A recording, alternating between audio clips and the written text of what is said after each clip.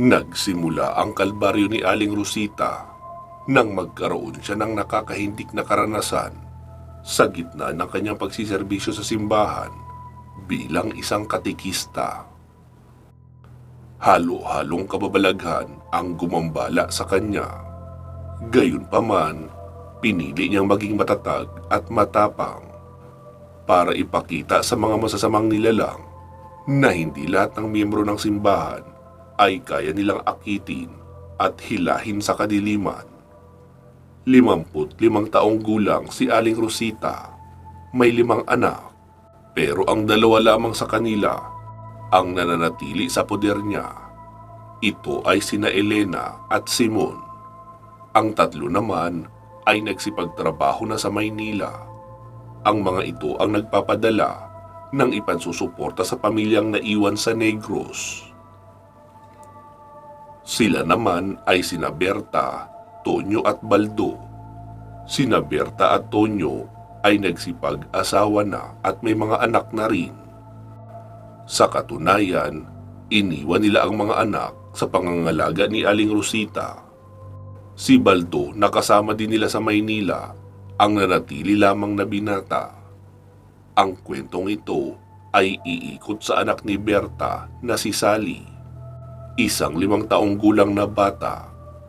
Madalas na tawaging cute itong si Sally. Paano'y sadyang maliwanag ang kanyang mga mata kung tumingin sa kahit sino.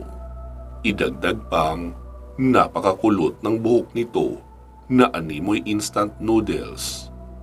Likas na nakakatuwa tignan dahil ayon sa kanila, mukha raw itong manika. Dahil dito, marami ang napapalapit kay Sally. Makulit at makwentong bata din kasi ito.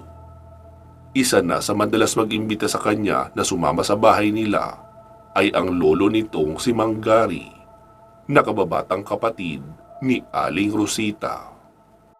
Buwan iyon ng Marso nang dumating sa bahay ni na Aling Rosita si Mang Gary.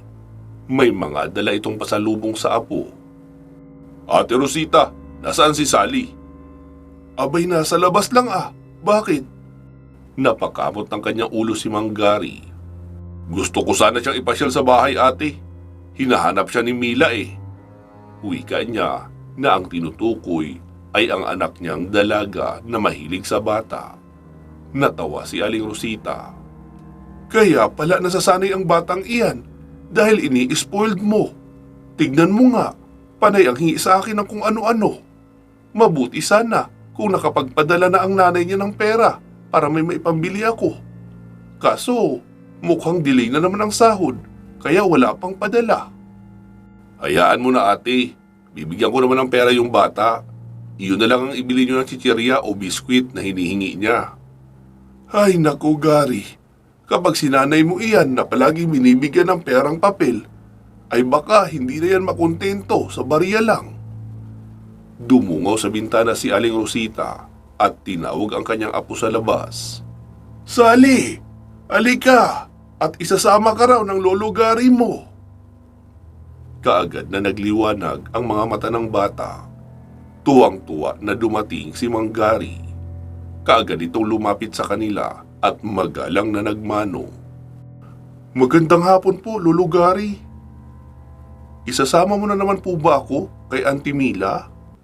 Namimilog ang mga matang wika pa ng bata. "Oo, iha. Saka dumating ang Auntie May mo. May dalang pasalubong." "Hala, pasalubong po?" "Oo, kaya maghilamos ka na muna. Tapos magbihis ng matinong damit. Pawis na pawis ka oh." "Opo, Lolo Gary." Sagot pa ng bata at nagkukumahog sa pagbibihis ng damit. Alam niyang maraming ibibigay sa kanya ang kanyang Auntie Mila kapag nagpunta siya sa bahay ng mga ito. Marami rin silang pagkain roon na gustong-gusto niya. Sakay ng motorsiklo ay bumiyahe sila ng halos 10 minuto. Napadaan sila sa tinaguriang tambayan ng aswang sa kanilang baryo, papunta sa baryo nila Mang Gary. Panay ang lingon ng batang si Sally. Puno ng kuryosidad ang kanyang mukha habang pinagmamasdan ang baku-bakong daan na tinatahak nila. Hapon pa naman, mga bandang 5:00. Pero kapag nadadaan sa lugar na iyon, tila ba pasado 6:00 na dahil makulimlim talaga sa lugar na iyon. Kahit pa hindi naman mukhang uulan. Natatandaan ni Sally na pinagsabihan siya ni Lola Rosita niya na magtabi-tabi po kapag dumaraan doon. Puwera biro naman kasi, marami na rin talaga ang namamatay sa lugar na iyon. Ang sabi ng mga nakakasaksi, baka lang daw nasundan ng masasamang nilalang o di kaya naingkanto. At ang mas nakakasindak pa ay iyong balitang namatay raw ang ilan sa dumaan doon dahil sa inaswang. Sa parte ng namatayang lugar, madalas raw makita ni Aling Rosita si Mang Tasyo. Siya ang nakatira sa may sangang daan papunta sa kanilang tirahan. Kwento ng mga residente malapit sa kanila, aswang daw ang nasabing lalaki. Walang naniniwala dahil wala namang ebidensya o makakapagpatunay. Pero kung si Aling Rosita ang magsasalita, ilang beses na daw niyang nahuli si Mang Tasyo na nakaabang sa mga madidilim na bahagi at may bitbit na timba at kutsilyo. Sa tingin niya kasi na maaaring may sakit sa pag-iisip ang matanda at talagang pumapatay. Pero hindi niya rin masabi kung isa ba itong aswang. Masyado lang talagang weirdo ang mga naglalabasang kwento, kaya hanggat maaari ay hindi binibigyan pa ni Aling Rosita ng ibig sabihin ang mga naririnig. Tabi-tabi po. Otomatikong wika ng bata nang pabadaan na sila sa tinaguriang isinumpang bahagi ng kalsada. Natawa naman si Mang Gary. Mas lalong nagiging cute ang kanyang apo, lalo na at medyo bulol pa itong magsalita. Sakto namang tinatahak ng motorsiklo nila ang kalsadang iyon. Nang biglang mamatay ang headlight ng motor, kaya napahinto sa pagpapatakbo si Mang Gary. Pumatay na rin kasi ang makina. Uy, ba't kaya namatay ang ilaw natin, apo? Lolo, iihi po muna ako. Malayong sagot naman ng batang si Sally. Apo, tiisin mo na muna saglit. Huwag dito. Delikado sa lugar na ito. Malapit na lang din naman tayo sa bahay. Wika nito na ikinatango na lamang ng bata.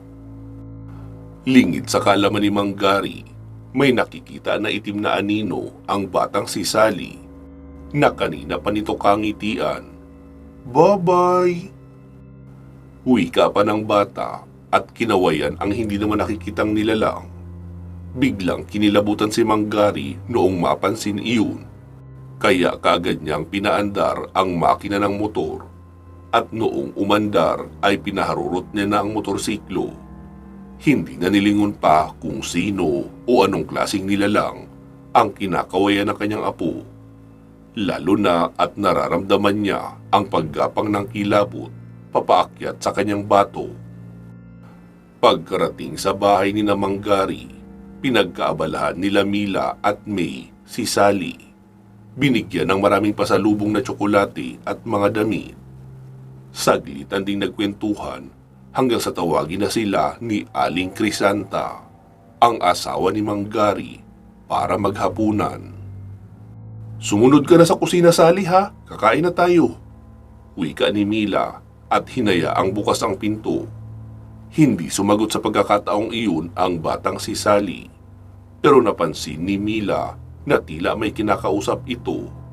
Pabulong lang iyon at may kasama pang paghagikik. Sally, sinong kausap mo? Tanong ni Mila. Ang nakakatakot lang dahil nang lumingon sa kanya ang bata, ay abot hanggang tenga ang ngiti nito. Umas tama ngang sabihin na nakangisi na iyon ng nakakakilabot. Napatda si Mila at saglit nakipagtitigan kay Sally. Iniisip niya kung hindi pa talaga nakikipagbiruan sa kanya ang bata. Iba kasi ang titig nito sa kanya. Napalunok siya at nilapitan ang batang si Sally. Sally, may problema ba? Mahinahon niyang wika. Ngunit humagighik lamang ang bata at hinawakan ang kanyang braso. Ikaw ang magkakaproblema, ate. Pabulong nitong wika at nahigit na ni Mila ang kanyang paghinga nang tumirik na lang bigla ang mga mata ng bata. At kaagad lumawit ang dila. Nakisabay na din sa paglaki ang mga mata ni Mila dahil sa sindak. Kaya nanginginig niyang tinanggal ang pagkakahawak ng kamay nito sa braso niya. Sally, ano bang nangyayari sa iyo? Nanay, tatay, tulong! Sigaw niya pa. Hindi nagtagal, dumating sina Aling Crisanta at Mang Gary. Kasama si May, pati na ang dalawang anak nitong hindi nalalayo ang edad kay Sally. Napasinghap din sila nang makita ang nangyayari kay Sally na ikinatuwa naman ang huli. Nagulat sila nang mamilipit ang braso at binti nito na tila bagoma. At sa halip na umiyak sa sakit ang bata, humalakhak pa ito habang papaatras sa kanila. Naihi na sa takot ang kababaihan nang makita kung papaano nagawang gumapang ni Sally sa dingding nang hindi malang nahihirapan at nahuhulog. Diyos ko! Sinasapian si Sally!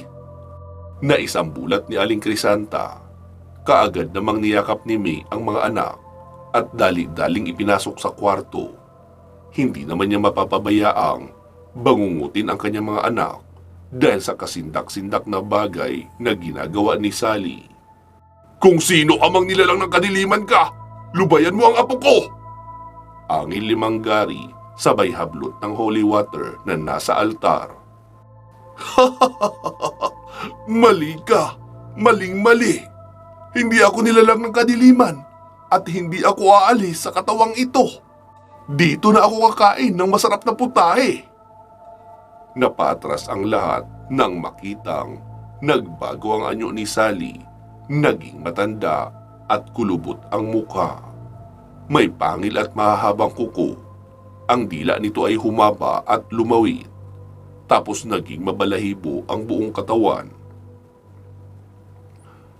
Tila siya pinaghalong duwende na kapre, pero sa katauhan ni Sally. Ang kanyang boses ay paiba-iba rin na tila ba tumatanda, bumabata at naging hindi natiyak. Kay pupula ng mga mata na animoy nakahanda ng umatake anumang oras. Mahabaging Panginoon! Gimbal na sigaw ni Aling Crisanta at makailang beses pang napaantanda dahil sa labis na takot. Hindi siya makapaniwala na makakakita ng ganoong klaseng nilalang. Nataranta naman si Mila habang napaluhod sa kanyang kinakatayuan. Nawalan siya ng lakas sa kanyang mga nakita. Kaya gayon na lang ang kanyang pag-iyak.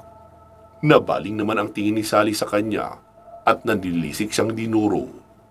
Ikaw! Anong niluluhod-luhod mo riyan? Akala mo ba napakatino mong babae? Ngumisi ang bata at nakita ang maitim nitong gilagid na may nangangasul ng ngipin. Halos hindi magkanda-ugaga si Aling Crisanta sa pagtawag sa lahat ng santa at santo na kilala niya.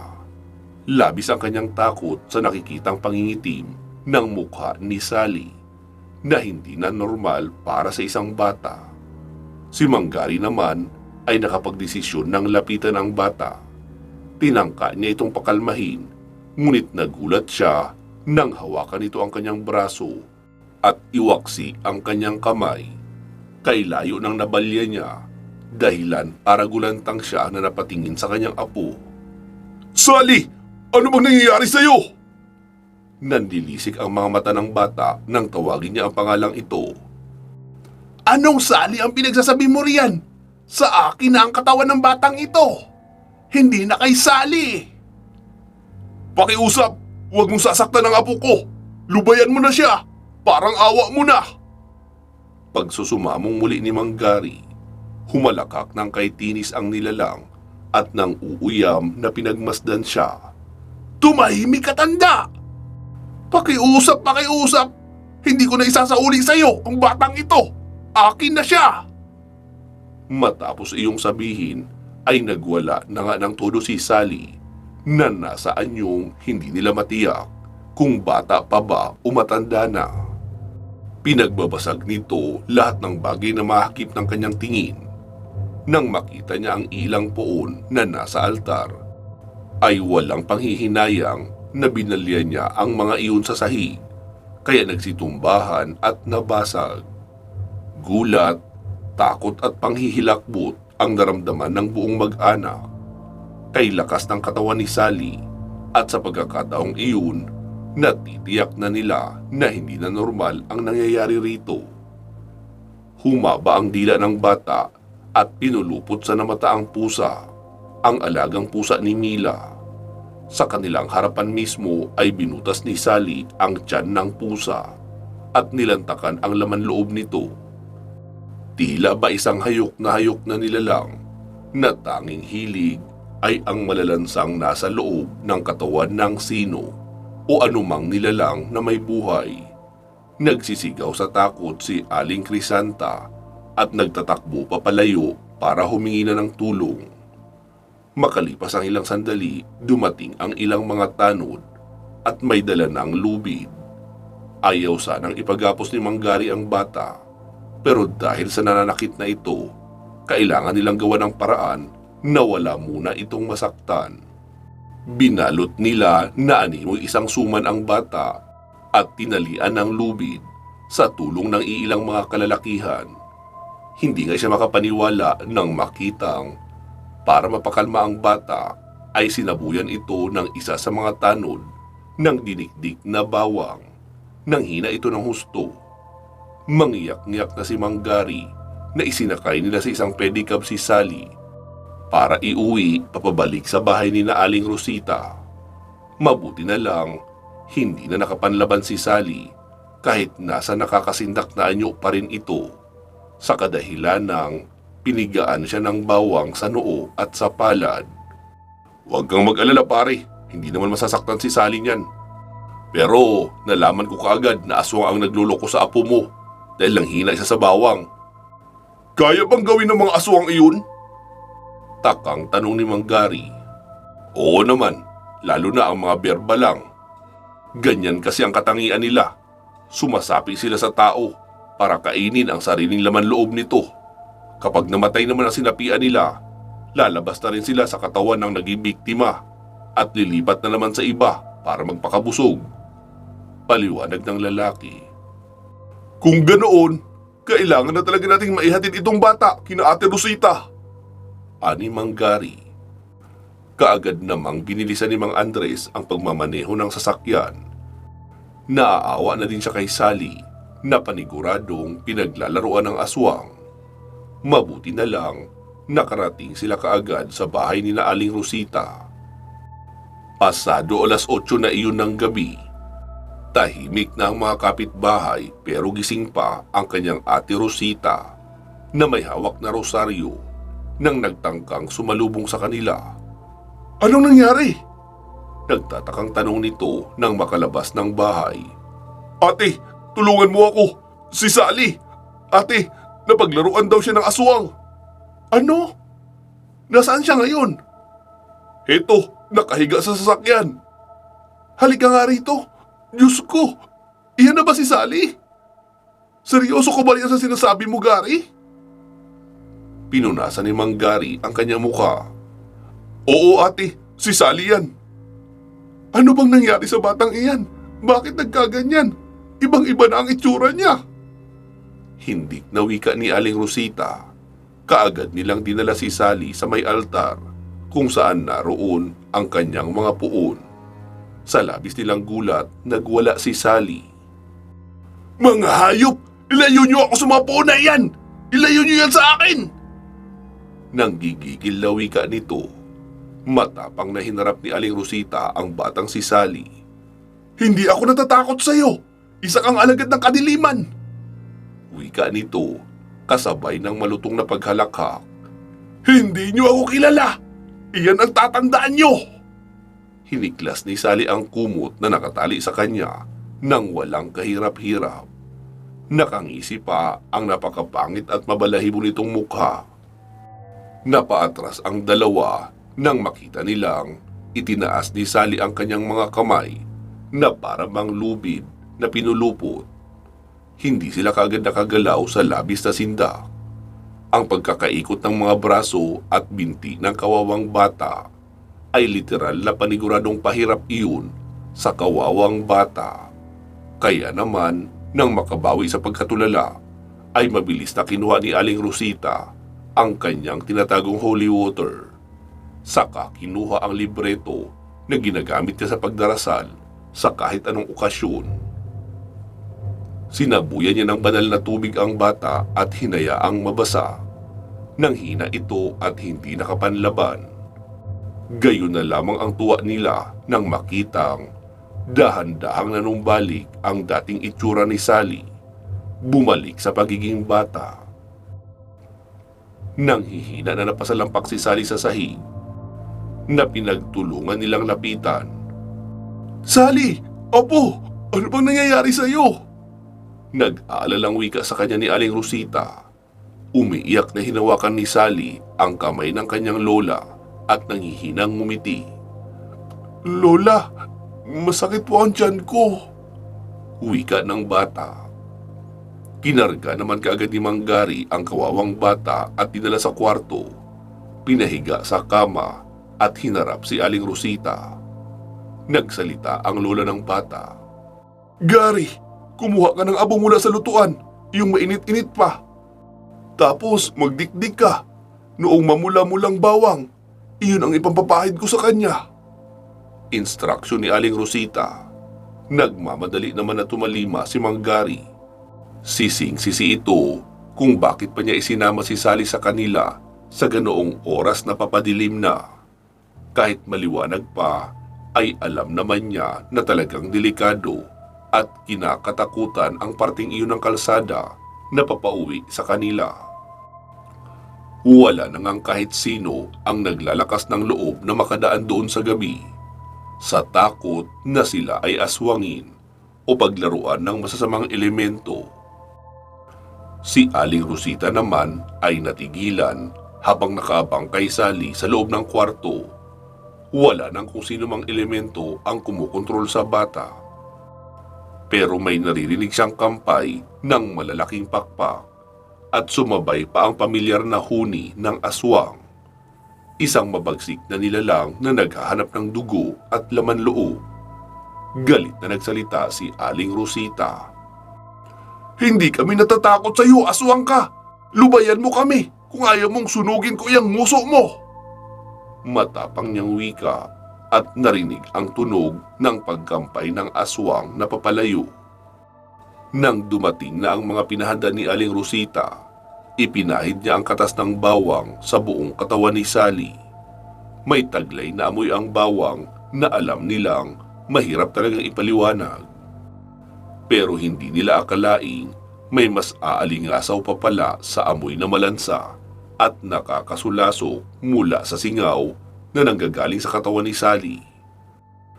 Para bang tinatanggal ng bawang ang kung anumang presensya ng nilalang sa katawan ng bata. Ilang saglit pa ay pinagpapawisan na ng todo si Sally. Napahinga ng maluwag si Aling Rosita nang makita niyang nakatulog na ng mahimbing ang bata. "Salamat naman at nakatulog na rin siya," sambit ni Aling Rosita. Si Mang Gary man ay nakahinga na rin ng maluwag. Gayunpaman, hindi na nakatiis na itanong ng kapatid kung ano kaya ang posibleng nangyari kay Sally. Nagsalita si Aling Rosita. "Pinaglaruan siya ng isang aswang, Gary. Nararamdaman ko ang presensya ng aswang sa katawan niya kanina, kaya ko siya pinahira ng bawang." Nagulat si Mang Gary sa kanyang natuklasan. Aswang nga talaga ang may kagagawan ng takot nila. Iginiya ni Aling Rosita ang kapatid sa labas ng kwarto. "Hayaan na muna natin siya na makapagpahinga, nang sa gayon ay mabawi niya ang kanyang lakas." Anito na ikinatango naman ng lalaki. Pasado 10:00 na yun ng gabi, kaya tahimik na ang lahat at naglalakbay na ang karamihan sa mundo ng panaginip. Kadalasan kasi, 7:00 pa lang ay nagpapahinga na ang mga tao sa kanilang lugar. lalo at wala namang ibang mapaglilibangan. Nagkakape silang magkapatid nang may nagtao po sa pintuan. Nagkatinginan sina Manggari at Aling Rosita. Hindi malaman ng magkapatid kung sino ang kakatok sa kanila sa ganoong oras ng gabi. "Ako na ang magbubukas, ate," presinta ni Manggari. Tumayo na siya kaagad at nagtungo sa pintuan. Laking gulat nila nang si Mila ang kanilang nabungaran. Hingal na hingal at namamaga na ang mga mata sa kakaiyak. "Oh, Mila, napasugod ka rito. May nangyari ba?" tanong ni Aling Rosita. Si Manggari naman ay tuluyan ng namutla. "Tiya, tatay, kailangan niyong pumunta sa bahay. Hindi na po kasi namin alam kung anong gagawin. Sina Julius at Lily, nagwawala. Tapos, iyak ng iyak. Kanina pa nga sila nagsusuka. Hindi naman namin sila mapakalma." Wika nito, sabay hagulgol ng iyak. "Diyos ko! Ano bang nangyayari sa mga batang ito?" Sambit naman ni Manggari, kaya napailing si Aling Rosita. Nagpatuloy sa pagkikwento si Mila. Ayon pa rito, pagkaalis ni Manggari sa kanilang bahay para ihatid si Sally kina Aling Rosita, ay umatungal naman ng iyak ang bunsong anak ni May na si Lily. Tinatanong daw ng ina ang bata kung ano ang dahilan ng pag-iyak nito. Ang sabi ni Lily, may naririnig daw siyang ingay sa labas ng kanilang kwarto, kaya sinilip niya iyon sa bintana. May natatanaw raw siyang anino na may hinihila na malaking kadena. Tinatawag ang kanyang pangalan, kaya gayon na lang ang iyak niya dahil sa takot. Sinubukan niyang lumayo sa bintana at nagtago sa kama, pero mas lalong lumalakas at lumilinaw ang mga pagtawag. Napagtanto niya na siya talaga ang hinahanap ng kung sino mang nilalang. Kaya naman, gayon na lang ang kanyang pagkasindak, sabay hingi ng tulong sa nakakatandang kapatid. Matapos raw iyon, ay doon na tuluyang nag-iba ang kilos ni Lily. Lumawit ang dila at sinasaktan na rin ang kapatid na si Alisa. Nagulat daw si May sa nagaganap na ingay, kaya hindi nakatiis na daluhan ang mga anak para lang magulat na dalawa na silang humahagik-hik na balak na magsakitan, kaya umawat na si May. Kaso lang, siya naman ang pinagtulungan, dahilan para mapasugod na din si Mila at si Aling Crisanta sa kwarto ng mag-iina. Nasaksihan nila kung papaano nagbago ang anyo ng dalawang bata, kagaya ng nangyari kay Sally. Saka nagtatakbo ang isa papalabas ng bintana. Si Alisa ay nagtungo kaagad sa kulungan ng manok at hayok na nilantakan ang manok na panabong ni Manggari. Si Lily naman ay sa kusina nagpunta. Kinalkal ang ref at kinuha ang hilaw na atay ng baboy na nakalagay lang sa freezer, pati na ang dugo na balak nilang gawing paklay kinaumagahan. Tuluyan ang hindi natiis ni Aling Crisanta ang mga nakita. Kaya humingi ulit sila ng tulong sa mga tanod. Iginapos ang mga bata at nagdesisyon na maghanap ng makakapagpalayas sa kung anumang nilalang ang sumasapi sa mga bata. Pinalis ni Mila ang kanyang mga luha pagkatapos magkwento. "Hindi ko na alam kung paano sila tutulungan, tiya. Pero naisip ko na bukod sa pagiging katikista nyo, ay may nalalaman din kayo sa faith healing. Hindi po ba? May tiwala po ako sa inyo. Tulungan niyo po ang mga pamangkin ko." Pagmamakaawa pa ng dalaga, naawa si Aling Rosita sa kanyang pamangkin. Tila ba sinasadya ito ng pagkakataon. Kung kailan may nangyari ng trahedya, ay bigla naman itong nagkasabay-sabay. Ito na siguro ang panahon para sukatin kung hanggang saan ang pananalig niya sa Panginoon. "Sige, hayaan mo muna ako magbihis. Pupunta tayo sa inyo," aniya at pumasok na sa kwarto kung saan siya natutulog. Naroon din naman ang kanyang asawang si Mang Felipe at ipinaghahanda siya ng damit pati na ng jacket. "Samahan na kaya kita. Nag-aalala na rin ako sa mga nangyayari eh. Suhestyon sa kanya ng asawa, ngunit umiling siya. Walang maiiwan kay Sally kung sasama ka. Alam mo namang kailangan niya rin ng kasama rito. Kung sakali mang may maramdaman kang kakaiba, ay magdikdik lang kayo agad ng bawang tapos ipahid niyo sa tiyan ni Sally. Tumango na lamang si Mang Felipe at hindi na din nagsalita pa. Binili na niya ang asawa na mag-iingat at kung maaari ay bukas na umaga na umuwi dahil nga malalim na ang gabi at delikado sa daan. Lumarga na nga ang tatlo sakay ng motorsiklo na dala ni Mila. Kahit papaano, marunong namang gumamit ng motor ang dalaga.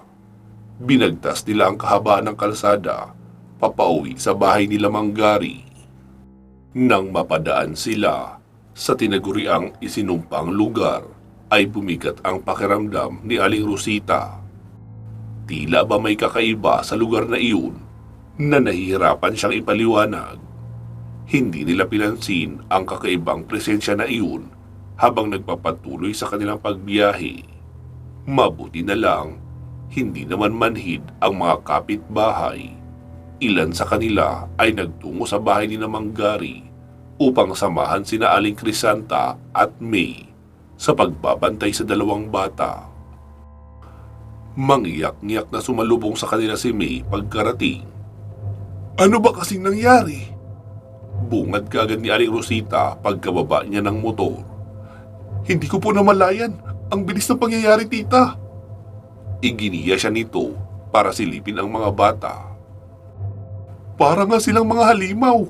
Pati daga hinuhuli nila at nilalantakan. Aniya na ikinagulat ng husto ng tiyahin. Maghanda kayo ng mainit-init pang abo, tapos magdikdik ng maraming bawang. Instruksyon nito agad sa pamangkin. Tumalima kaagad si Aling Crisanta.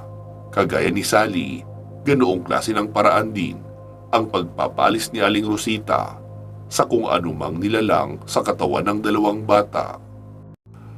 Sinabuyan niya ito ng holy water at binasahan ng mga dasal mula sa Biblia.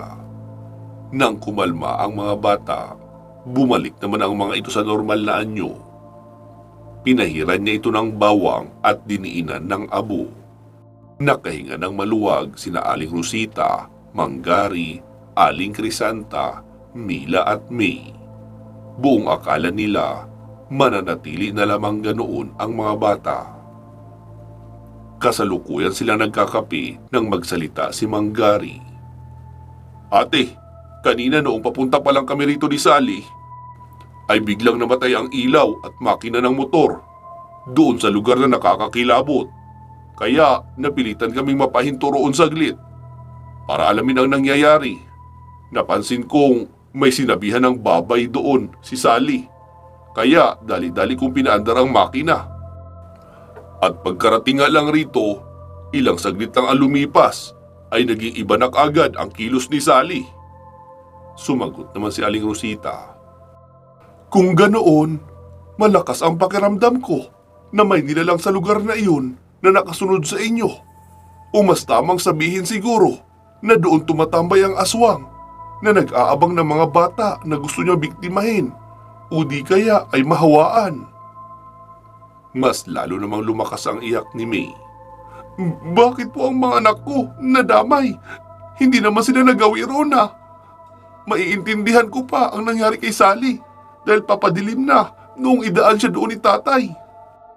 Anak, maghuminahon ka. Maaaring nakita na lang din ng nilalang na iyon ang mga anak mo noong narito siya nakasapi kay Sally. Kaya noong mapaalis siya sa pagkakasapi kay Sally, ay kina Alisa at Lily naman lumipat. Dahil nakita niya na ang mga ito rito kanina. Kaya tahan na. Hindi naman natin makokontrol ang ganitong pangyayari. Sadyang may mga nilalang talaga na naiibigan ang mga bata. Para sa kanila, kahali-hali na ang mga ito at mas masarap. Mahabang paliwanag pa ni Aling Crisanta. Hindi, Nay.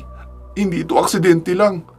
Mukhang matagal na rin tayong minamanmanan ng aswang na iyon. Naghahanap lang talaga ng tamang pagkakataon. At nakita niya nga iyon ngayon.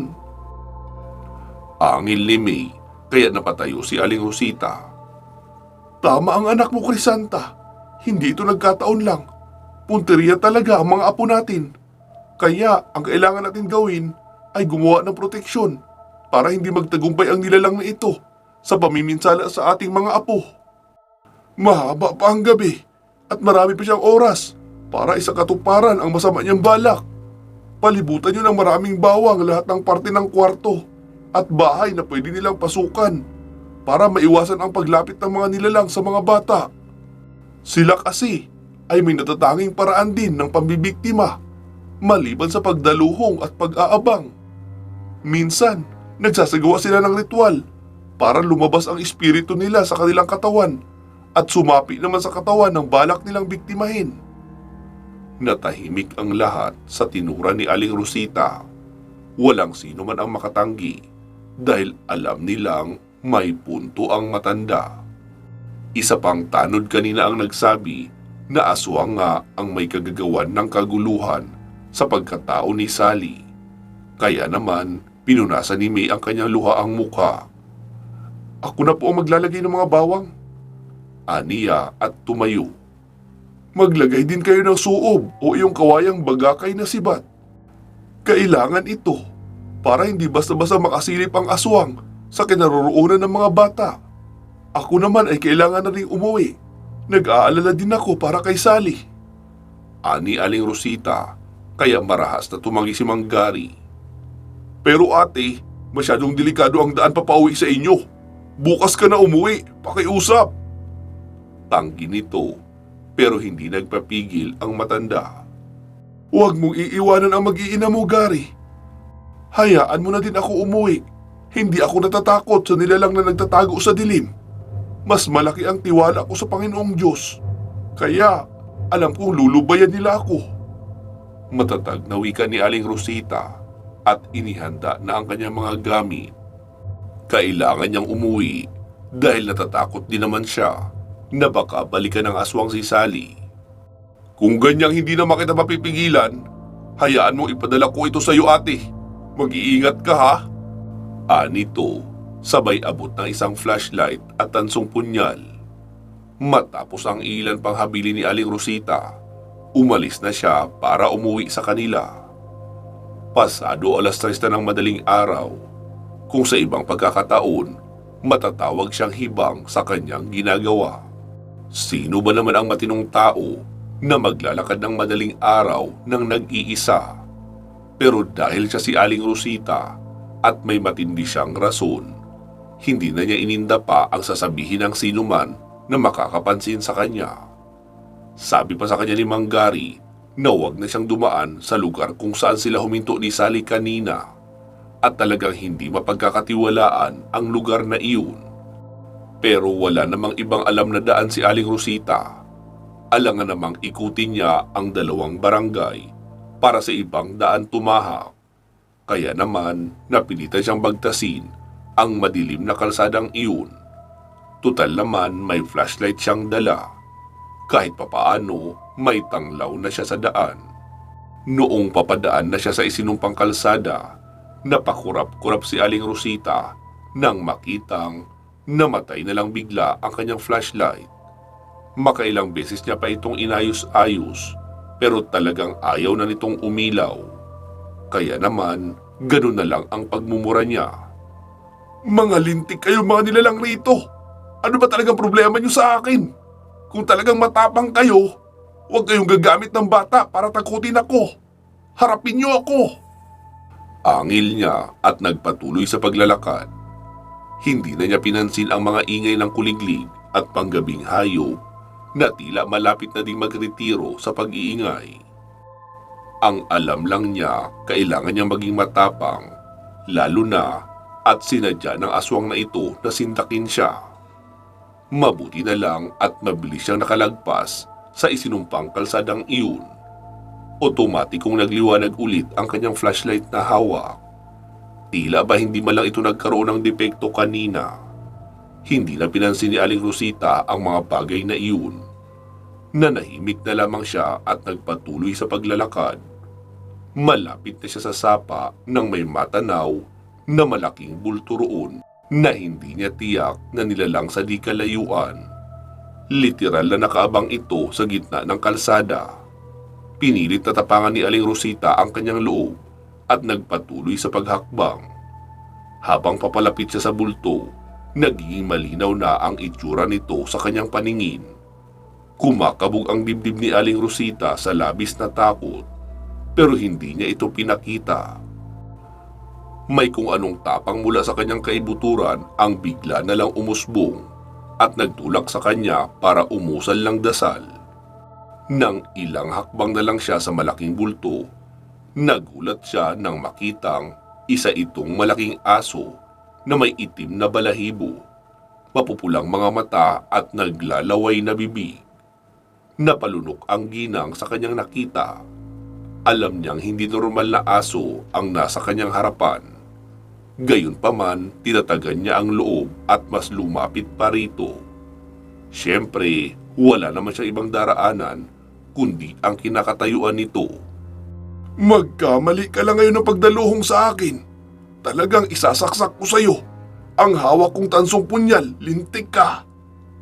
Matapang niyang singhal, kaya nakita niya na nagtaas baba ang balikat ng nilalang na para bang hindi nagustuhan ang kanyang sinabi. Kung kailan ilang hakbang na lang siya sa nilalang, gayon na lang ang pagmumura niya nang basta na lang itong lumipad papalayo. Walang hiya! Hindi pala yun aso! Inis niyang singhal sa kanyang sarili. Tumingala siya para hanapin ang nilalang, pero nawala na lang ito na parang bula. Kung saan man ito nagpunta, tanging ang nilalang na lamang ang nakakaalam. Ipinagpatuloy niya ang paghakbang hanggang sa makarating siya sa tila batawiran ng mga tao kapag pupunta sa kabilang baryo. Dito na mas lalong kumabog ang dibdib ni Aling Rosita. Nakita niya si Mang Tasyo na may dalang timba at parang hindi naman gumagalaw sa kinakatayuan. Dito na nahinto saglit ang pagtibok ng kanyang puso. Malakas ang pakiramdam niya na totoo nga ang mga haka-haka na naririnig niya mula sa mga kakilala. Aswang nga yata si Mang Tasyo. Tahimik lang ang matanda habang hawak ang tila ba kadena sa kabilang kamay, habang sa kaliwa naman ay naroon ang timba. Nakangisi na ito sa kanya nang lagpasan niya ang lalaki. Rosita, bakit naglalakad ka ng ganitong oras? Ikaw din, baka aswangin ka. Wika sa kanya ng lalaki, pero sanlaksang kilabot ang kanyang nadarama. Tila ba papanawan siya ng ulirat sa labis na takot. Kaya naman, para mabawasan ang kanyang pagkabalisa, ay inilabas niya sa bulsa ang kanyang hawak na rosaryo. Taimtim siya nagdasal. Ama namin, sumasalangit ka. Tuyong-tuyo ang labi niya sa labis na takot, pero kailangan niyang magpakatatag. Hindi siya makakauwi sa bahay kapag inuna niya ang takot. Si Mang Tasyo lang yan. Sakali mang saktan siya nito o tangkain man lang siyang hablutin, hindi siya mangingiming lumaban rito. Sinadya niyang lakasan ang boses na abot sa pandinig ni Mang Tasyo, kaya napasimangot sa kanya ang lalaki. Hinayaan siya nitong dumaan sa harapan.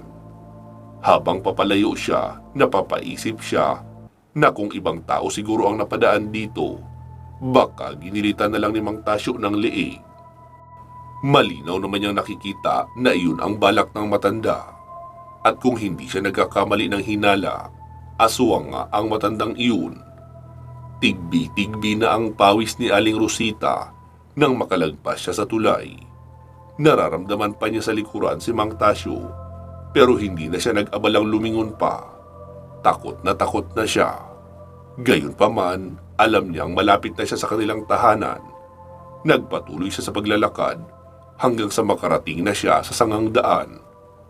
Mabuti na lang at walang gumagalang aso na katulad ng nakagawian ng mga ito dahil tiyak, hingal kabayo siya sa katatakbo papauwi sa kanilang bahay. Nagkataon lang din siguro na nakakulong ang mga aso ng kanilang mga kapitbahay dahil pinagbawal na ang paggala ng kanilang mga alaga tuwing 10 oras ng gabi. Marami na din kasing nagrereklamo at nakakagat ng mga nagdaraang tao. Tinumbok na niya ang daan kung saan malalagpasan niya ang isang abandonadong bahay na may nakalibing. Nagulat siya nang muling makita si Mang Tasyo doon. May hawak pa ding timba at malukong nakatingin sa kanya. Baka aswangin ka! Uwi ka nito, pero nilagpasan niya lang itong muli.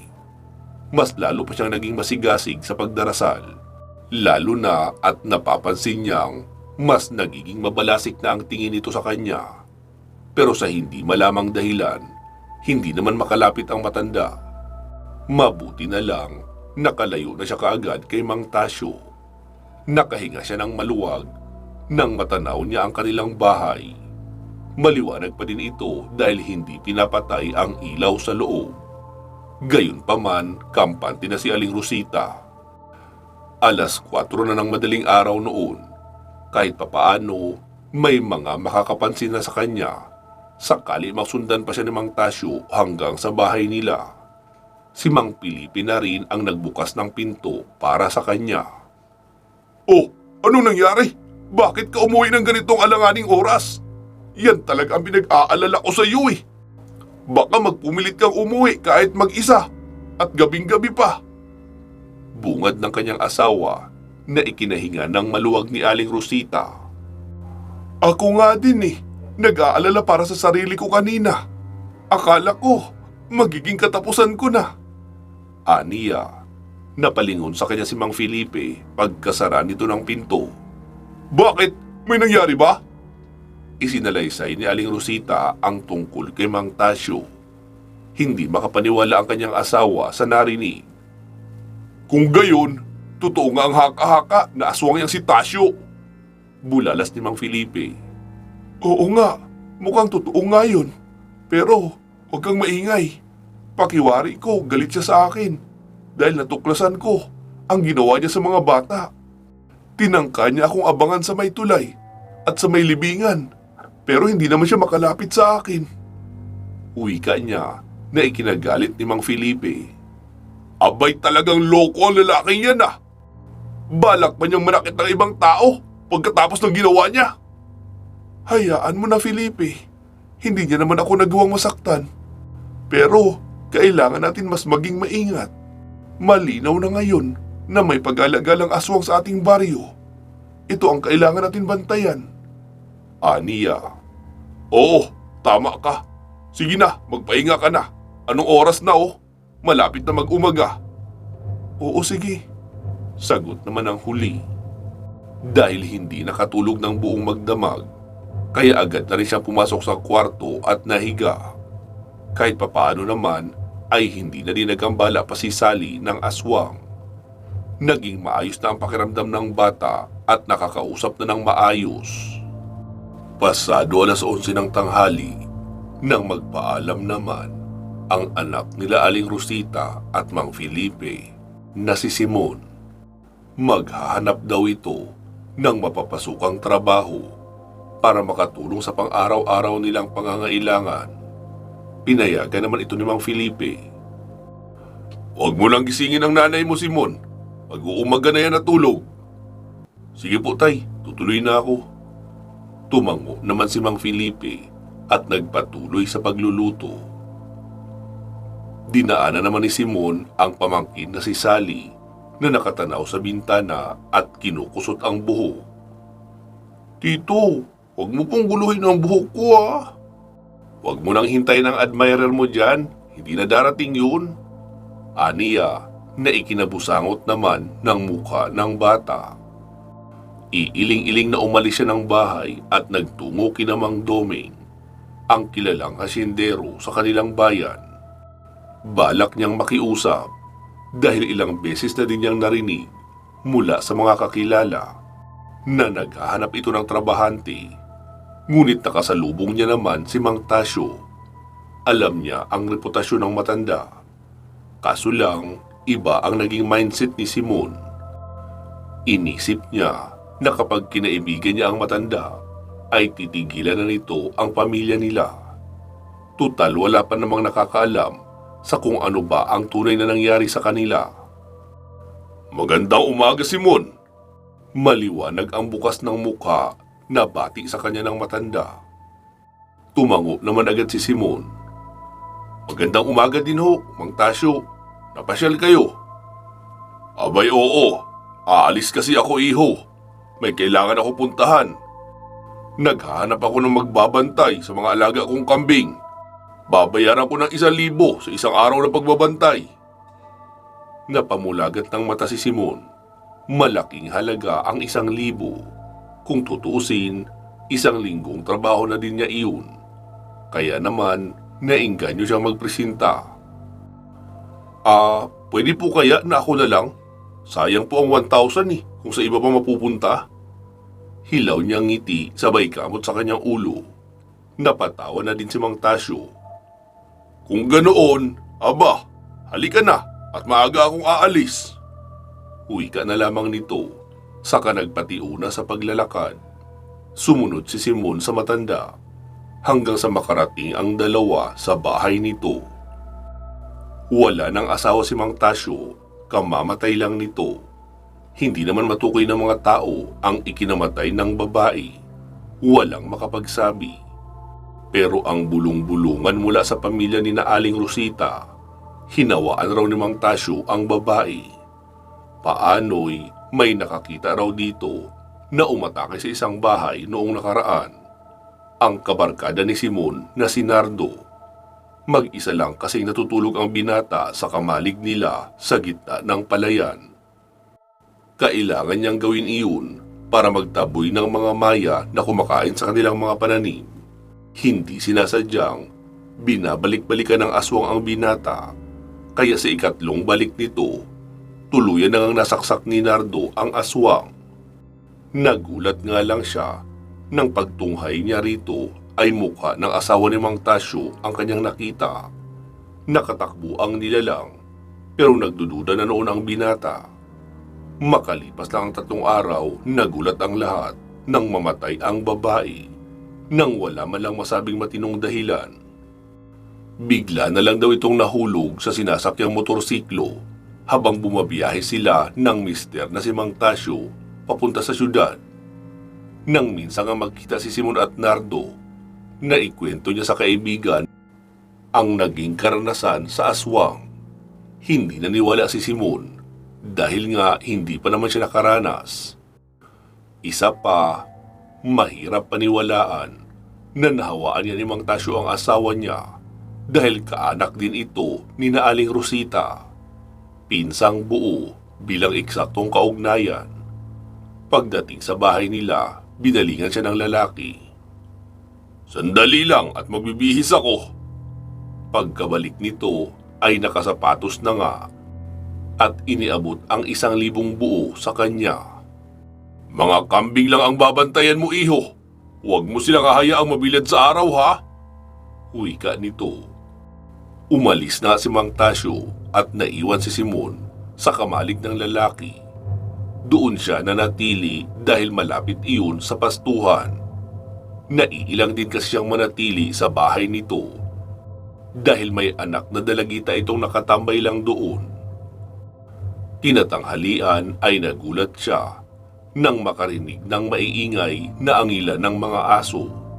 Nang sumilip siya sa bintana, nabaghan siya nang makitang nakabulagta na ang mga alagang kambing ni Mang Tasyo at pinag-aagawan ng 2 malalaking aso ni na Mang Doming na nakatira lang din malapit doon. "Diyos ko! Paano ako magpapaliwanag kay Mang Tasyo nito? Nakatulog ako." Aniya at napasambunot sa buhok nang wala sa oras. Hindi niya akalaing makakadisgrasya siya nang hindi inaasahan. Bakit ba kasi nagkaganoon ang trabaho niya? Nagmamadali niyang itinaboy ang 2 malalaking aso papalayo. Gamit ang kanyang nakuhang may kahabaang sanga na nagsilbing pamalo. Namroblema siya kung paano ipapaliwanag kay Mang Tasyo ang mga nangyari. Kaya nagmamadali siya nagtungo sa bahay ng matanda para makausap ang anak nito. Mabuti na lang nakaharap niya kaagad si Susan, ang anak ni Mang Tasyo. "Ano yun, Simon?" Nakangiti pang wika sa kanya ng babae. Susan, yung mga kambing ng tatay mo, pinatay ng 2 aso ni Mang Doming.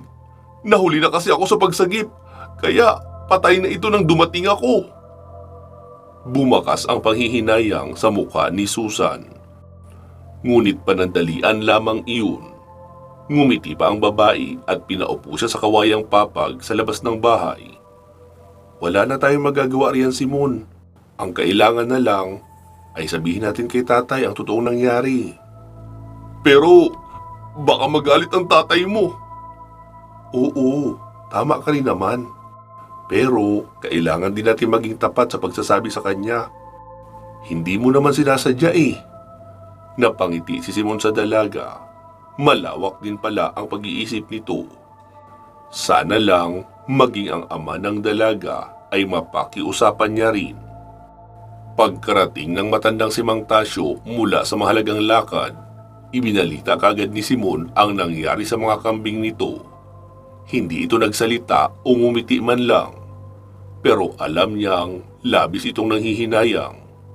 Para po malaman niyong seryoso talaga ako sa pagsisisi sa nangyari, ibabalik ko na lang po itong 1,000 na ibinayad niyo, Mang Tasyo. Umiling ang matanda sa kanyang tinuran. "Nako, wag na iyo. Ayos lang ang nangyari. Wala na tayong magagawa, nangyari na eh. Sana lang ay wag na itong maulit. Nasasayangan lang talaga ako sa mga kambing."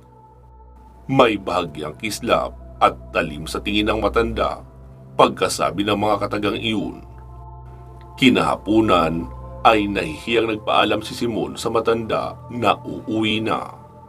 Alam niyang nasa kanyang konsensya pa din ang nangyari sa mga kambing, pero ano ang magagawa niya? Nangyari na iyon. Hindi niya naman akalain na makakarating roon ang mga aso ni Mang Doming para lang umatake sa mga kambing. Kinagabihan, naikwento ni Simon ang nangyari sa kanyang mga magulang. Pinagalitan siya ng kanyang inang si Aling Rosita. Hindi niya kasi natiis ang manahimik. Kaya sinabi niya sa ginang ang nangyari. "Ano ka ba naman, anak? Sinabi ko naman sa iyo, di ba? Na hindi mapagkakatiwalaan ng matandang iyon. Bakit lumapit ka pa roon? At doon pa talaga tumanggap na lintik na trabaho?" Tungayaw ni Aling Rosita matapos ipaliwanag kay Simon ang nangyari kay Sally. Napayuko na lamang si Simon. Nahihiya siya sa kanyang nanay. Si Mang Felipe naman ay tahimik lang na nakikinig sa kanila. Inaalo naman siya ni Elena, ang bunso sa kanilang magkakapatid. "Pasensya na po, inay. Hindi ko na uulitin." Mapagpakumbabang wika ni Simon. "Talagang hindi mo na uulitin dahil dumating na ang pamasahe mo mula kay Ate Berta mo. May naghihintay ng trabaho sa iyo sa Maynila. Sa makalawa na ang alis mo. Ayos na rin iyon para hindi ka na magantihan pa ni Mang Tasyo." Paliwanag ni Aling Rosita. "Nanay naman, naniniwala po ba talaga kayo na gaganti sa akin si Mang Tasyo dahil lang doon? Nagpaliwanag naman po ako at humingi ng tawad. Naging tapat ako sa aking pagkakamali at tinanggap niya naman ang aking paghingi ng tawad." "Oh, Simon, traidor ang mga taong may dugong aswang. Sa normal na reaksyon ay aakalaing mong ayos na ang lahat. Pero kapag sumapit ang pagdilim, ay doon na nila iisipin ang paghihiganti ng palihim. Hindi yan haka-haka, anak, kundi sariling testimonya. Ako mismo ay naging biktima." Huminahon na ang boses ni Aling Rosita. Hindi na din umangal pa si Simon. Ang nasa isip niya ay makaalis na siya kaagad. Sa gayon, hindi na nga siya gambalain pa ng aswang, kung talagang aswang nga iyong si Mang Tasyo. Pagsapit ng ikalawang araw ay nasa pampasaherong eroplano na si Simon at malugod na inisip kung ano ba ang mangyayari sa kanya sa Maynila. Nagdasal siyang sana maging maayos ang lahat. Samantala, hindi naman mailarawan ang matinding galit sa mukha ni Mang Tasyo nang malamang Umalis na si Simon sa lugar nila. Hindi man lang siya nakaganti sa lalaki. Malakas ang pakiramdam niyang inutusan ito ng ina na magpakalayo-layo para hindi niya magantihan sa kababayaang ginawa nito sa kanyang mga alaga. At bilang ganti na rin ang matanda dahil sa ginawa niya sa apo nito na si Sally. Siya naman talaga ang may kagagawan ng nangyari sa bata na si Sally at sa dalawa pang pinsan nito. Pero syempre, hindi niya hinayaang may ibang makaalam ng bagay na iyon. Hindi biro ang pinagdaanan ni Mang Tasyo bago siya maging aswang. Halos isumpa siya ng sariling pamilya dahil ayaw niyang tanggapin ang pamana na nagmula sa kanila. Sa hindi inaasahang pagkakataon, nagkasakit ang asawa ni Mang Tasyo, malala, at binigyan na ng taning ng doktor. Sinubukan niyang humingi ng tulong sa kanyang pamilya dahil alam niyang kaakibat ng pagiging aswang ng kanilang angkan ang pagkakaroon ng kakayahan na manggamot ng kahit anong sakit.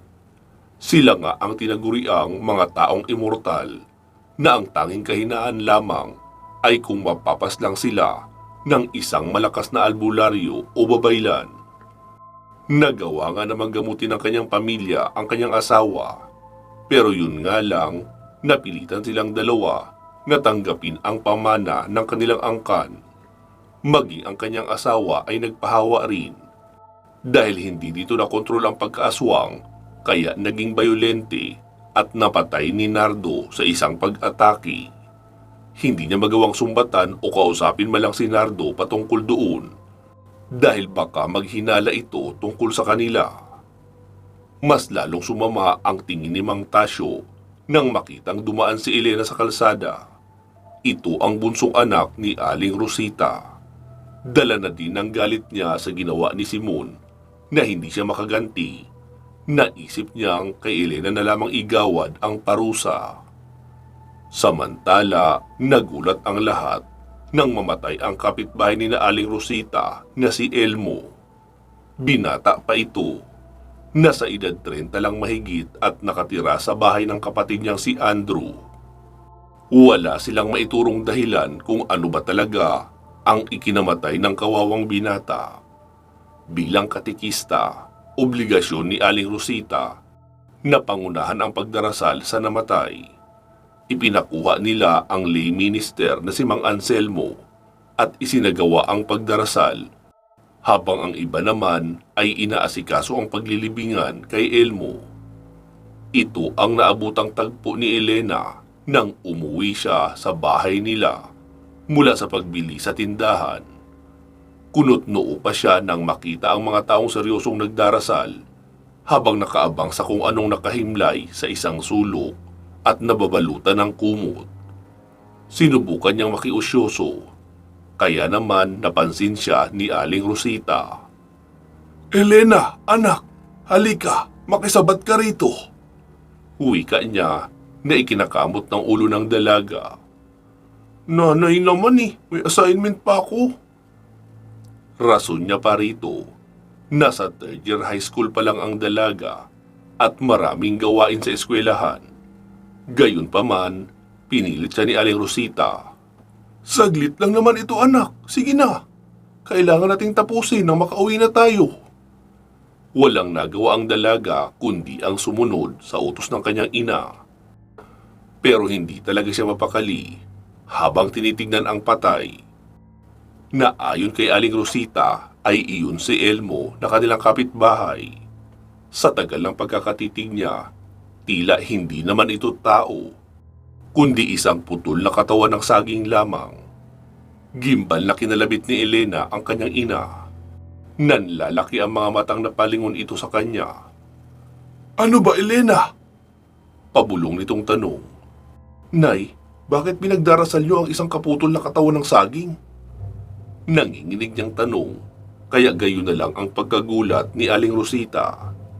Hindi siya naniniwala sa kanyang anak, lalo na't alam niyang may third eye ito. Pero bakit sinasabi ni Elena na putol na katawan ng saging ang pinaglalamayan nila? Naningkit ang mga mata ni Aling Rosita nang sumagi sa kanyang isipan si Mang Tasyo. Marahil, gumanti sa kanila ang matanda. Ipinakikita na mas mahigit itong makapangyarihan kaysa sa kanya. May paraan para makita ng lahat kung ano ba talaga ang bagay na pinaglalamayan nila. Pero nang isang guni niya ito kay Andrew ay tumawa lang ang lalaki. Pasensya na, Aling Rosita, hindi ako naniniwala sa ganyan. Tsaka, huwag mo nang abalahin ang kapatid ko. Nahihimlay na nga siya, tapos gagawan niyo pa ng kwentong kababalaghan. Wika nito na ikinatango na lamang ni Aling Rosita. Hindi naman kita pinipilit na maniwala, Andrew. Ang sa akin lang, kung talagang tama ang hinala ko, malaki ang posibilidad na buhay pa talaga si Elmo at pinalitan lang ng katawan ng saging para katayin sa mga espesyal na okasyon. Dalawa lang ang pwedeng gumawa nito sa kanya, engkanto o aswang. Aniya at tinalikuran na ang lalaki. Sa kanila sa bukid, aminado sina Aling Rosita na malayo sila sa kabihasnan. Kailangan pa nilang bumiyahe ng 2 oras mahigit kung nanaisin nila ang serbisyo ng punerarya. Pero wala namang sapat na halaga bilang pambayad ang pamilya ni Elmo, kaya hindi na nila pinaimbal sa mupa para hindi mangamoy ang bangkay. Kailangan na nilang ilibing kinatanghalian ang kapatid ni Andrew. Naganap nga iyon nang walang nagrereklamo sa mga kaanak ng namatayan. Kinahapunan, nagsiuwian ang magkakapitbahay sa kani-kanilang tahanan. Dito na napansin ni Aling Rosita na may kakaiba sa kinikilos ng kanyang bunsong anak na babae. Palagi itong nakamasid sa labas ng bahay nila, nakatalungko at palaging yakap ang sarili. Kapag tinatanong naman niya o ni Mang Felipe kung ano ang iniisip ng dalaga, umiiling lamang ito. Marahil, hindi makalimutan ni Elena ang nakita niya. Iginiit naman kasi ng dalaga na putol na katawan ng saging talaga ang kanilang inilibing kanina. Sa bagay, maski siya, narinig na ang gaan daw ng bangkay na binubuhat nila. Kaya alam niyang totoo ang sinasabi ng kanyang anak. Pero anong magagawa nila kung ang mismong pamilya ay hindi naniniwala sa kanilang sinasabi? Tumayo ang ginang at nilingon si Elena. Dito ka lang, anak, ha? Magluluto na ako ng hapunan. Hindi ito sumagot sa ina. Naging abala naman ang mga sumunod na oras ni Aling Rosita. Si Elena naman ay dahan-dahang nahiga sa kawayang papag na nagsisilbing upuan nila sa bandang sala kapag may dumarating na bisita. Nakakaramdam na siya ng kakaibang lamig. Tila ba hindi niya na mawari hanggang sa matigilan na siya nang makita ang tila lumulutang na usok at papalapit ito sa kanya. Nay! Nanay! Nanay! Sa hindi malamang dahilan, napahiga siya sa papag at nakabaluktot ang katawan. Nang mapansin siya ni Mang Felipe, ay gayon na lang ang pagkaalarma ng matanda. Anak! Diyos ko! Ano nangyari sa'yo? Nag-aalalang tanong nito. Tatay! Tulungan niyo po ako! Si nanay po! Kailangan ko siya makita! Nang damhin ni Mang Felipe ang noo ng kanyang anak gamit ang likod ng palad, ay napasinghap ito. Inaapoy ng lagnat ang kanilang bunso. Rosita! Rosita! Natatarantang sigaw ni Mang Felipe sa may kusina. Dumalo naman kaagad sa kanila si Aling Rosita. Ano ba ang nangyayari? Bakit kayo sumisigaw? Tanong niya, ngunit bago pa man makasagot si Mang Felipe, ay labis na ang gulat na kanilang naramdaman nang makita si Elena na bumubula na ang bibig. Gimbal na dinaluhan nila ang anak. Hindi malaman kung ano ba ang nangyayari rito. Elena! Anak! Anong nangyayari sa iyo? Mangiyak-ngiyak si Aling Rosita, lalo na nang makita niyang nagdugo din ang ilong ni Elena. Hindi naman makapagsalita ng maayos ang dalaga. May itinuturo itong kung ano sa labas ng bintana ng bahay nila. Nanay! Nariyan na naman sila, oh! Guguluhin nila tayo! Nahindik na wika ng dalaga. Nabaghan naman sa narinig si Aling Rosita. Pilit niyang kinaklaro kung saan banda naroon ang tinuturo ng kanyang anak. Wala naman siyang makita. Labis ang pagwawala ni Elena. Halos maglabasan na ang litid nito sa liig dahil sa kakasigaw. Hayop ka! Hayop kayo, Mang Tasyo! Anong ginagawa niyo sa bahay namin? Talagang gusto mo kami patayin? Sinama mo pa si Tia Erling para lang mangkatay kayo ng mga tao. Mga isinumpang mga nilalang. Nang gagalaiti nitong wika, muling naging alerto ang pakiramdam ni Aling Rosita. Pinangalanan ni Elena ang kanyang pinsan at asawa nito na si Mang Tasyo. May kinalaman kaya ito sa kanilang napansin sa burol ni Elmo. Ilang buwan nang patay si Aling Erling. Si Mang Tasyo naman ay may kakaibang reputasyon sa kanilang lugar na hindi dapat binibigyang kampante. Dahil sa galit, kinuha ni Aling Rosita ang sandamakmak na bawang at kaagad inihagi sa bintana. Hinihingal na dinuro niya ang parting iyon kahit wala naman siyang nakikita. Lubayan mo ang anak ko! Hindi niyo siya makukuha! Angil ni Aling Rosita. Sa labis nilang gulat, nagsisigaw na naman si Elena at nanginginig na sinasabing nakikita niya raw ang mag-asawa at may hinihilang nakaluhod na tao. Nanghihina na ito, namumutla at nakakadena. Si Elmo. Nanay! Nakikita ko po si Elmo! Nasa harapan natin siya, Nanay! Ano? Nanay, hindi po ako nagsisinungaling. Nasa harapan natin siya. May binabalak silang masama kay Elmo, Nay. Sabi na nga ba, buhay pa si Elmo. Natatarantang wika nito habang pilit nagpupumiglas sa pagkakahawak nila. Mas lalong bumigat ang ulo ni Aling Rosita sa kanyang narinig. Paanong mangyayaring buhay pa si Elmo, gayong inilibing na nga nila ito? Maliban na lang kung totoong katawan ng saging ang kanilang pinaglamayan at ibinaon sa lupa. Diyos ko, Elena! Ano ba ito pinagsasabi mo? Nay, totoo po! Nakikita ko po si Elmo. Nakaluhod siya tapos nakagapos ang mga kamay patalikod. Ang kanyang leeg. Nakaumang kay Mang Tasyo. Hawak naman ni Tia Erling ang buhok ng lalaki, Nay. Papatayin nila si Elmo. Iligtas natin siya. May hawak silang balde. Gigilitan na siya ng leeg. Mas lalong nagwala si Elena na tila ba totoo ang mga nakikita nito. Mangiyak-ngiyak na niyakap na lamang ni Aling Rosita ang kanyang anak. Kumalma ka, Elena. Wala naman sila sa harapan ng bahay natin. Tama na, anak. Maawa ka sa sarili mo. Pawis na pawis ka na, oh. Namamalat ka na rin kakasigaw. Sa labis nilang pagkagulat, sumama ang pakiramdam ni Elena at nagkikisay. Tumirik ang mga mata na animoy may epilepsy. Hindi maawat-awat ni Aling Rosita ang panginginig nito na napagtanto nilang dahil pala sa inaapoy ito ng lagnat. Felipe, gumawa ka ng bawang! Dali! Kaagad namang tumalima si Mang Felipe. Hindi malaman ni Sally ang nangyayari sa kanilang tiya, kaya nanatili ang bata sa isang sulok at takot na niyakap ang kanyang sarili. Hindi niya maiwasang maalala ang nangyari din sa kanya.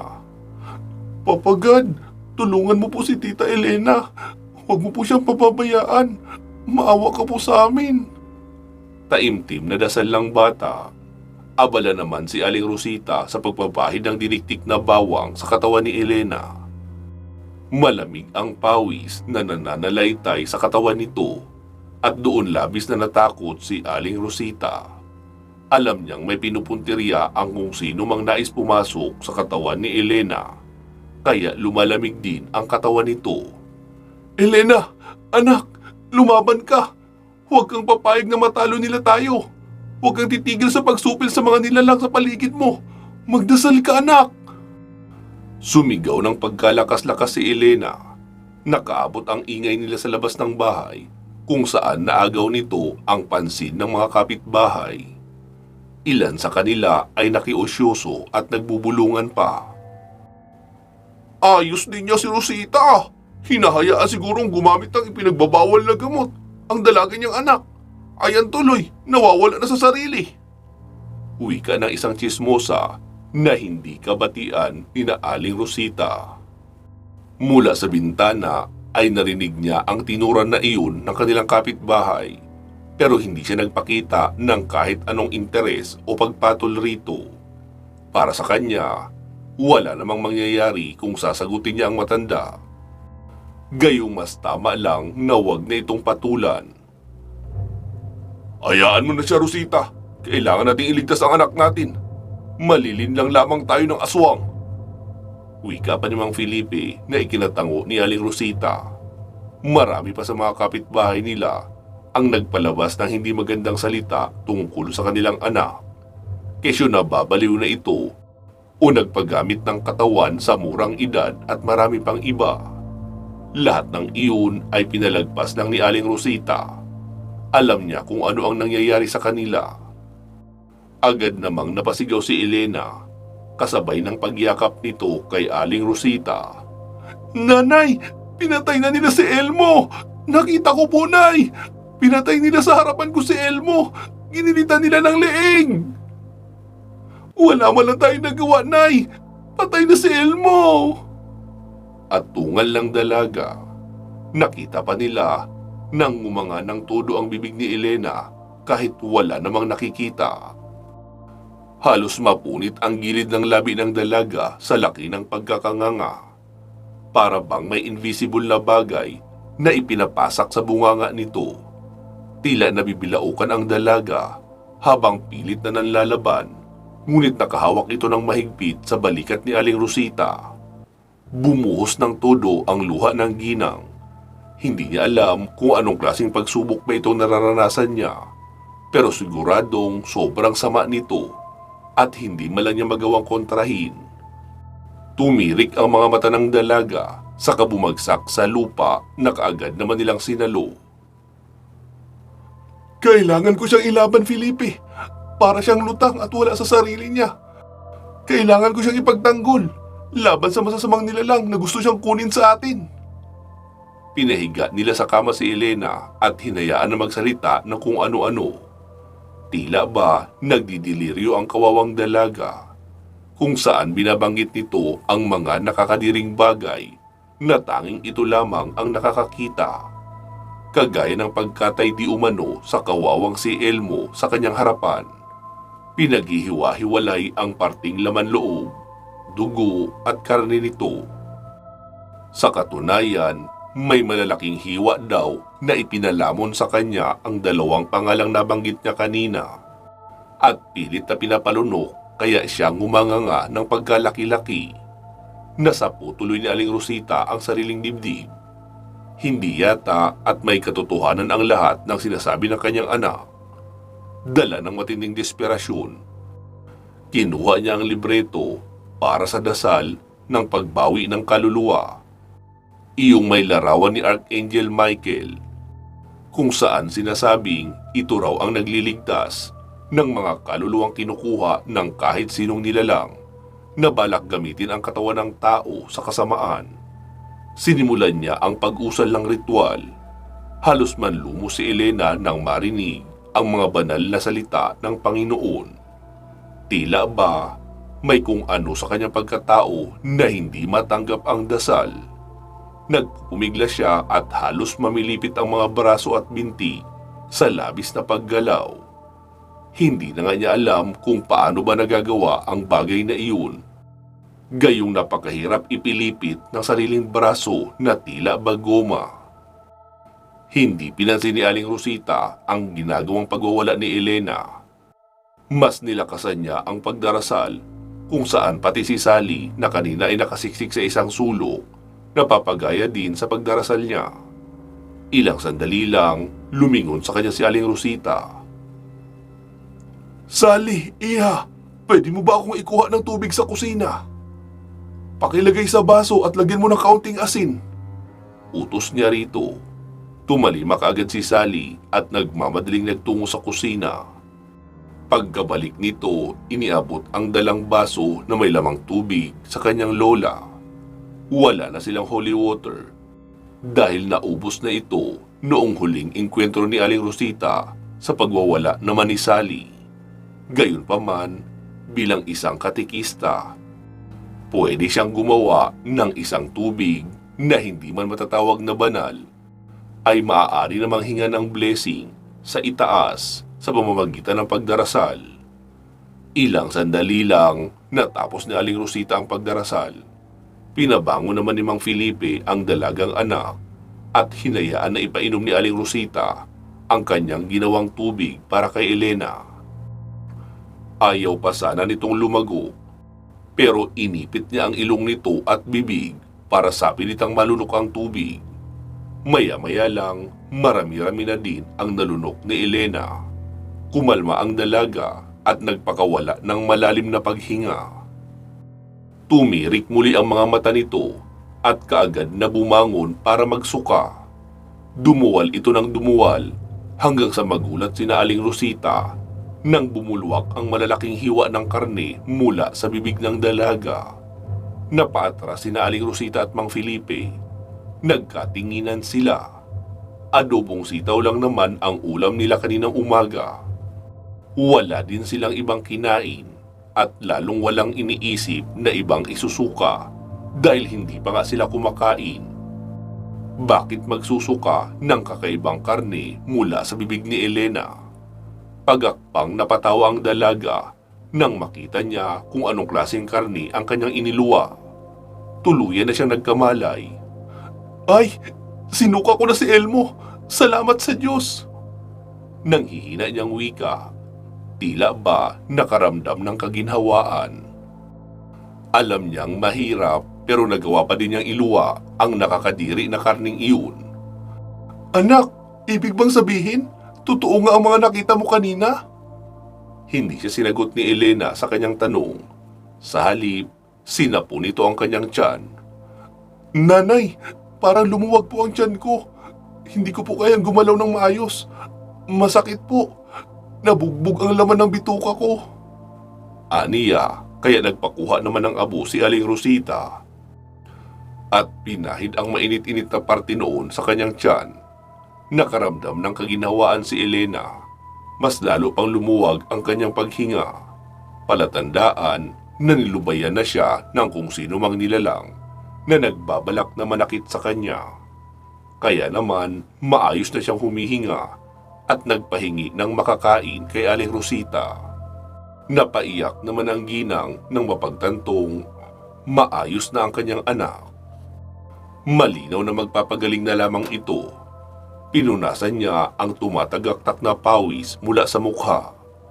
Tumingala siya at nagpasalamat sa Panginoon. Nagpasalamat sa kabutihan nito at tinulungan siyang bawiin ang kanyang anak mula sa kasamaang dulot ni Mang Tasyo.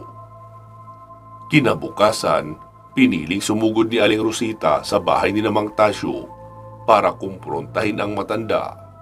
Kaso lang, nasa kamaling ito. Itinanggi din ng anak nito na makausap ni Aling Rosita ang kanyang ama. Kaya tatango-tango na lamang na umalis si Aling Rosita. Hindi para umuwi, kundi lumibot lang sa kabilang kanto. May kakilala siyang nagbibilang ng itlog ng mga manok nito sa kulungan. Iiling-iling iyon na ibinubukod ang mga bugo. Mare, anong nangyari dyan? Tanong niya pa rito. Ah, ito ba? Hindi na kasi ito mamimisa, Mare, dahil mukhang bugok na. Tumango si Aling Rosita. Isang alaala sa kanyang kabataan ang sumagi sa kanyang isipan tungkol sa mga bugok na itlog at ang magagawa nito. Ah, Mare, pwede ba akong makahingi kahit isa lang yan? Nakangiting tono pa nito. Inabutan naman siya ng kumari ng dalawa. Eh bakit mo pa bibilhin? Oh, sa'yo na lang. Nagpasalamat si Aling Rosita at muling bumalik sa bahay ni Mang Tasyo. Tahimik na at mukhang kaalis lang ng anak. Paano'y sarado na ang pintuan at ang bintana ng bahay. Nagmamadali niyang inilibing ang bugok na itlog sa bakuran ng mag-ama. Pagkatapos nakahinga na siya ng maluwag, kailangan na lang niya maghintay. Makalipas ang ilang araw, nabalitaan na lamang nila na umalis na ang mag-ama sa kanilang baryo.